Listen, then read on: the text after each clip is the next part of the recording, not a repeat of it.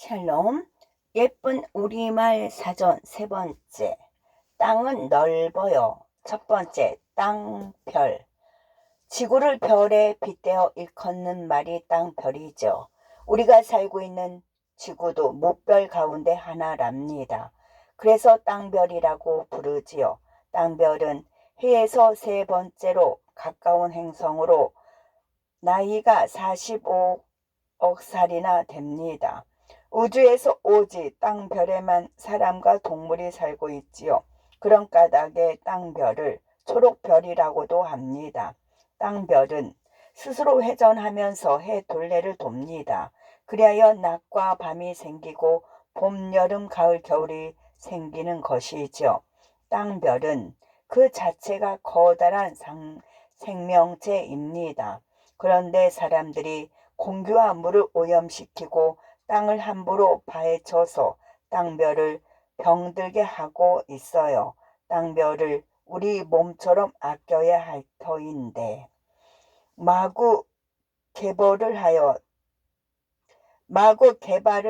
땅별이 병들어갈 때 우리들 건강과 생명도 조금씩 죽어간단다. 땅별이 불쌍해요. 이제부터 쓰레기 하나라도 함부로 버리지 않겠어요. 두 번째, 풀벌. 풀이 나 있는 넓은 들판, 초원을 풀벌이라 합니다. 벌은 넓고 평평하게 생긴 땅이죠. 거기에 풀이 많이 자라면서 풀밭이 됩니다.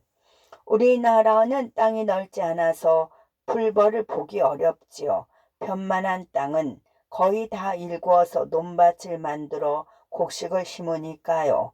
그래서 푸른 풀밭에 그림 같은 집을 짓고 살기가 쉽지 않아요. 풀벌은 들과 뜻이 조금 다릅니다. 들은 주로 논이나 밭으로 되어 사람들 발길이 자주 드나드는 곳입니다.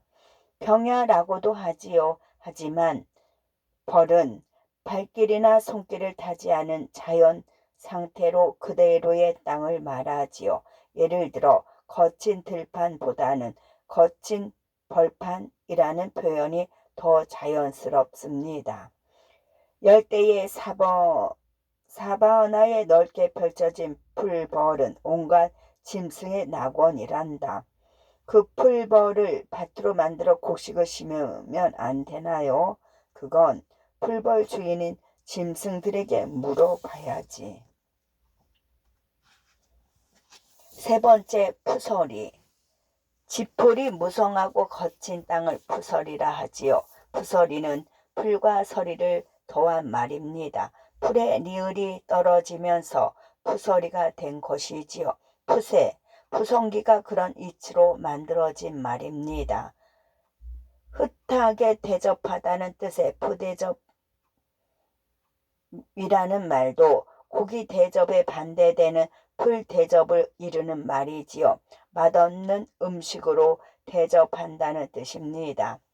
서리는 무엇이 많이 모여 있는 것의 사이를 뜻하는 말이죠. 한자말 간을 뜻하는 사이의 옛말입니다. 그래서 인간을 순우리말로 풀어보면 사람서리 또는 사람 사이가 됩니다. 인간은 한 사람이 아니라 무수히 많은 사람의 무리를 이루는 말이지요. 할머니, 고양이 어디 갔어요? 네가 하도 귀찮게 해서 울타리 뒤 푸서리에 숨어 버렸나 보다. 네 번째, 터앗과 텃밭. 터앗은 집 울타리 안에 있는 작은 밭이고 텃밭은 집터에 딸리거나 집 가까이에 있는 밭입니다. 텃밭은 집과 가까이 있지만 울타리나 담 밖에 있는 밭이지요.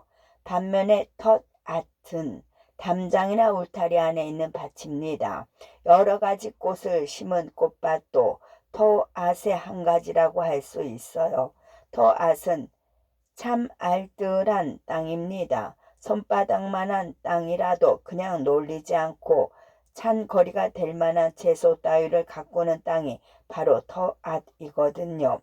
요즘 도시에서도 건물 옥상 같은 데에 채소거리를 조금씩 심어 놓는 것을 가끔 볼 수 있습니다. 이것도 텃밭이라고 할 수 있어요. 이처럼 텃밭은 사람들 마음이 아기자기하게 움터오르는 땅이지요. 댁내 강아지가 우리 텃밭을 다 밟아 놓았지 뭐예요. 말도 말아요. 어제 그대 송아지가 우리 텃밭을 진창으로 만들어 버렸어요. 5번째, 둔치. 강, 호수 등 물가의 가장자리나 둔덕진 곳을 둔치라고 합니다. 둔치는 예전에 고수부지라는 어려운 한자말을 제치고 훌륭하게 되살아난 우리말입니다. 언뜻 사람의 눈으로 보기에 둔치는 눅눅한 모래흙에 무성한 지풀이 우거져 있어서 마치 쓸모없이 버려진 땅처럼 보이지만 사실은 생태계에 무척 중요한 곳이랍니다. 둔치는 묻에서 흘러나온 고지락물을 걸러서 깨끗하게 해주지요. 또 개구리와 같은 양서류가 사는 곳이랍니다. 그러나 오늘날 많은 둔치가 콘크리트에 덮여버리고 말았어요. 죽은 땅이 되어버린 둔치를 자연 그대로 되살려야 할 것입니다. 앞강 둔치를 포장하여 주민들을 위한 주차장과 체육공원을 만들어야 합니다. 안 됩니다. 둔치는 사람 몸속에 콩팥 같은 일을 하니까 자연 상태로 둬야 합니다. 6번째, 말림갓.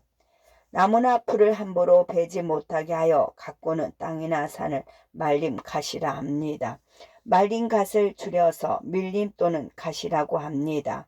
밀림갓에는 나무갓과 풀갓이 있지요. 나무갓은 나무를 못 베어내게 하는 곳이고 풀갓은 풀을 베지 못하도록 하는 곳입니다. 오늘날 개발 제한 구역 또는 그린벨트, 녹지대와 비슷한 뜻이지요. 조선시대 초기에도 이미 금산이라는 강력한 자연보호 제도가 있었답니다. 금산 안에서는 나무하기, 돌캐기, 돌포가기, 집짓기는 물론이고 심지어는 농사도 짓지 못하였답니다. 이 금산을 우리말로 밀림갓이라고 하지요. 함부로 해치지 못하게 말리는 곳이지요. 도시 주변 말림갓에 집이나 공장을 지어서 일자리를 늘려야 해요. 말림갓을 없애면 생태계가 무너지고 공기도 나빠지지요. 7번째, 너럭바위와 선바위.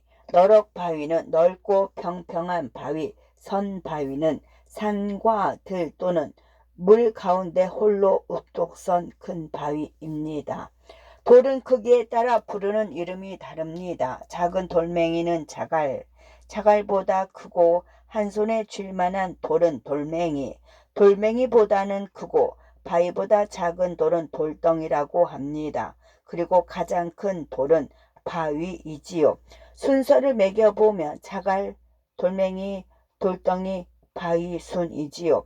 너럭바위는 한자말로 흔히 반석이라고 하고 선바위는 한자말로 입암이라고 합니다. 그래서 우리나라 여러 지방에는 입암리라는 마을 이름이 많습니다. 선바위가 있는 마을이라는 뜻이지요. 또 그런 마을에는 흔히 선바위에 얽힌 전설이 전해옵니다. 저기 너럭바위에 앉아서 잠시 쉬었다 가세, 조금 더 가세, 저 모퉁이로 돌아서면 선바위가 나오는데 바로 옆에 주막이 있다네. 8번째, 노루마기와 누의 머리. 노루마기는 막다른 산마루, 누의 머리는 산봉우리 윗 한쪽에 누에의 머리 모양으로 쏙 쏟은 산꼭대기.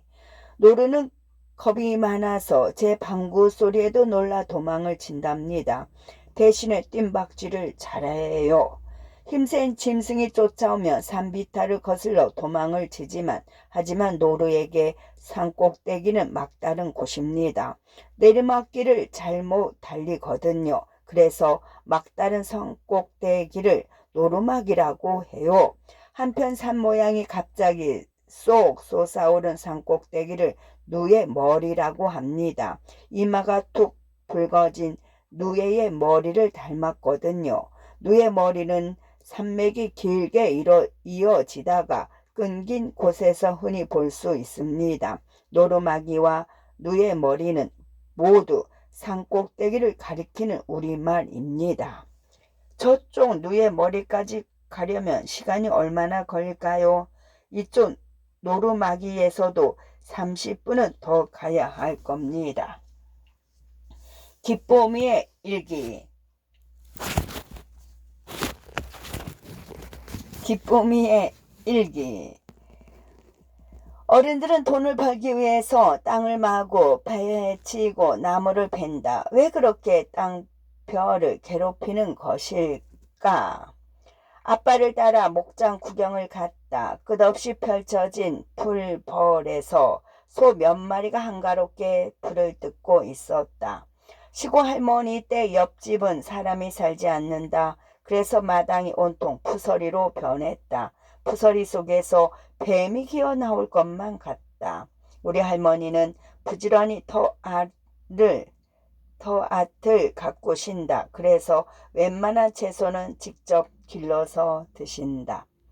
친구들과 함께 한강 둔치에 나가 공을 차며 즐겁게 놀았다. 하지만 개구리나 풀벌레가 살아야 할 둔치가 사람들 놀이터로 변해버려서 안타까웠다. 말린 갓에 들어가 몰래 통나무를 베어가는 사람도 있었다고 한다. 또 그런 짓을 못하게 말려서 말린 갓을 지키는 사람도 있었다고 한다.